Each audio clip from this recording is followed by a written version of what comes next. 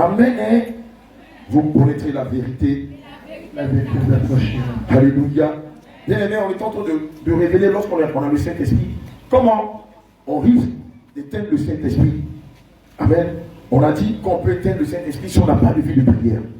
On a dit qu'on peut éteindre le Saint-Esprit si on n'a pas de vie de jeûne. On a aussi dit qu'on peut éteindre le Saint-Esprit si on n'a pas de vie de méditation de la parole de Dieu.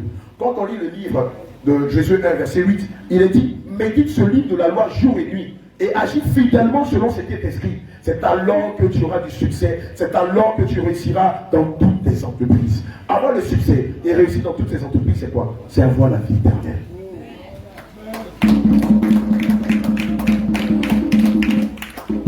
Amen. Évidemment, on peut éteindre le Saint-Esprit par le manque de vie de reconnaissance. Dieu t'a préservé du malheur. Il y a eu un accident, le Seigneur t'a préservé. Des gens t'ont accusé injustement, voulaient que tu ailles en prison. Le Seigneur n'a pas permis que tu ailles en prison. Évidemment, tu dois venir être reconnaissant au Seigneur Jésus. Pendant la période de la croisade, plusieurs personnes ont été délivrées, plusieurs personnes ont reçu leur guérison, plusieurs personnes ont reçu beaucoup de choses de la part du Seigneur, mais peu sont ceux qui sont venus témoigner. Lorsque vous gardez un témoignage pour vous, vous éteignez l'Esprit de Dieu. Amen. Il faut apprendre à être reconnaissant à l'égard du Seigneur Jésus. C'est très important. Amen.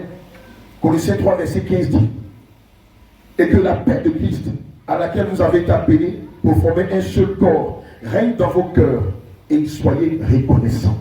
Soyez reconnaissants à l'égard de Dieu, mais aussi à l'égard de ceux qui vous font du bien. Amen. On a une autre façon, il y a une autre attitude qui peut éteindre l'Esprit de Dieu dans la vie de quelqu'un. Tu es prophétesse de l'Éternel. Pendant la louange, ou pendant l'adoration, ou pendant un moment de prière, le Saint-Esprit te saisit pour donner un message. Et puis tu sers tes papiers.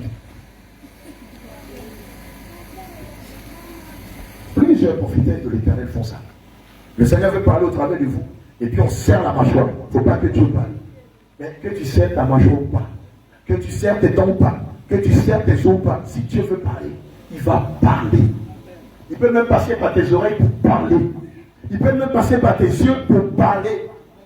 Ça t'étonne. L'acte de Balaam, qui n'était pas un être humain, n'a-t-il pas parlé à Balaam lorsqu'il allait maudire Israël? Cet âne-là, c'était un être humain. Il a dit quoi à Balaam? D'habitude, quand tu me dis allons, on s'en va, non? Quand tu me dis retourne, on se retourne, non? Mais si je ne bouge pas, c'est parce que l'ange de l'Éternel est avec moi. Et il n'est pas seul, il a une grande épée devant moi. Les gars, ils jouent quoi? Le Saint-Esprit veut parler, on se la joue. La prophétesse, c'est maintenant que tu dois démontrer que tu es prophétesse. Ils ont peur, ils ne veulent pas. Faut pas que ce soit l'Esprit de Dieu. Mais tu n'as pas remarqué que c'est parce que c'est l'Esprit de Dieu que tu résistes. Quand c'est le diable là, ça sort. Mais quand c'est le Saint-Esprit, tu as peur parce que c'est Dieu qui veut parler. Et lorsque vous refusez de vous soumettre à cet exercice, vous éteignez le Saint-Esprit en vous. On était à Ouagadougou l'année dernière. On avait une situation similaire où, en pleine prière matinale, une bien-aimée, elle avait reçu un message du Seigneur. Et elle résistait. Un peu comme Jacob, elle combattait Israël, elle combattait le Saint-Esprit. Le Seigneur l'a fait traîner devant nous tous, comme on traîne ses pieds. Ça arrivait dans une église même, je crois ici en Côte d'Ivoire, je ne sais plus c'est laquelle. Le Saint-Esprit l'a fait traîner comme un enfant. Il a fallu qu'on se mette en genoux, qu'on demande pardon au Seigneur et que le Seigneur retire sa colère sur elle. Il a dit, je suis l'Éternel. Je fais de mes vases ce que je veux. Je les utilise comme je veux. Si je vous ai donné mon don de prophétie, c'est parce que par vous, je vais parler à mon église. Et lorsque je vais parler à mon église, vous n'avez pas intérêt à fermer votre bouche. Lorsqu'il s'agit de fermer votre bouche par la calomnie ou par la médisance, là, c'est toi dis. Maintenant que le Saint-Esprit veut parler, réponds-toi. Évidemment, par cette attitude, tu peux éteindre l'Esprit de Dieu en toi. Gloire à Jésus. Amen. Plusieurs d'entre vous, vous avez éteint le Saint-Esprit par ce moyen-là. Le Seigneur vous donne une vision. Il vous donne un songe. Il vous donne un message pour quelqu'un dans l'église. Pour quelqu'un même qui n'est même pas de l'église. Et que d'aller transmettre le message, vous dites non, c'est pas à moi de transmettre ce message-là. Yeah. Moi je ne dis pas. Tu te rappelles, non? Je n'ai pas dit. Amen. Mais évidemment, quand le Saint-Esprit te donne un message pour quelqu'un de particulier, pour 15 personnes, que ce soit les hommes de Dieu, que ce soit les membres de l'église, ou que ce soit quelqu'un même qui n'est pas dans l'église et que tu refuses de donner le message, tu éteins l'Esprit de Dieu en toi. Alléluia. Amen. Et donc, à l'avenir, toi qui vas recevoir le Saint-Esprit, n'agis plus de la sorte. Gloire à Jésus. Amen. Le moyen par lequel, et ça c'est le moyen phare, ça c'est le drame, par lequel on peut éteindre l'esprit en nous, c'est par le blasphème contre le Saint-Esprit. Matthieu 12, verset 31 à 32. Amen. Le blasphème contre le Saint-Esprit.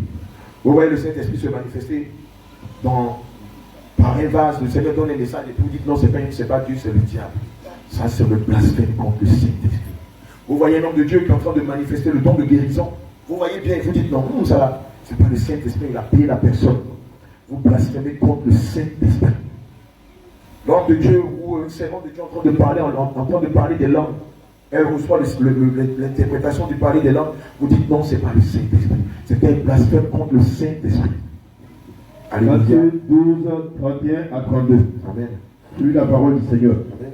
C'est pourquoi je vous dis, tout péché et tout blasphème sera pardonné aux hommes. Écoute très bien ce qu'il est dit.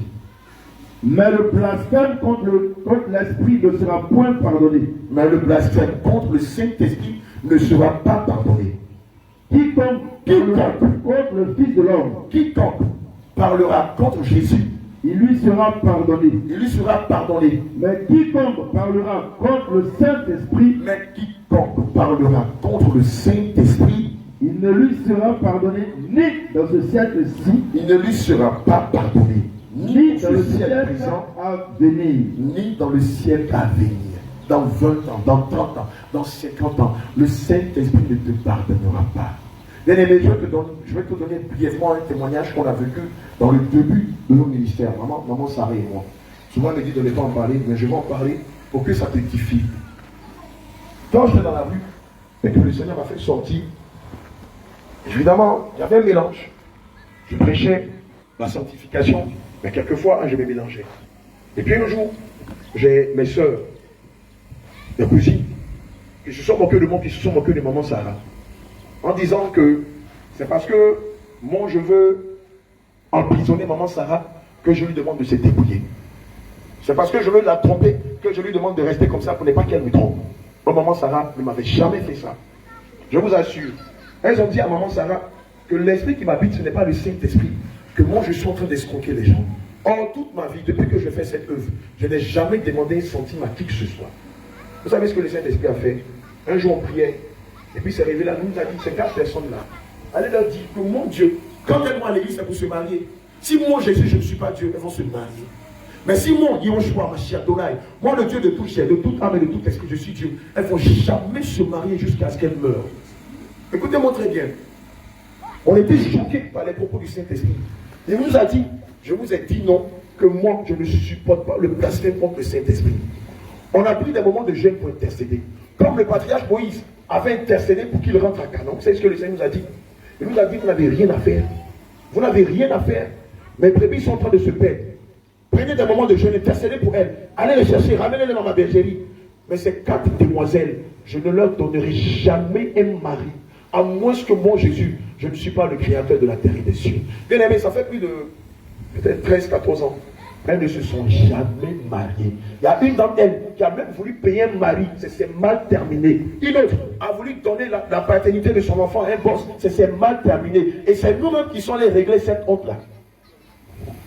Le blasphème contre le Saint-Esprit. C'est pourquoi vous voyez, quand des personnes se mettent sur les réseaux sociaux pour nous salir, j'ai mal pour eux. J'ai mal pour eux.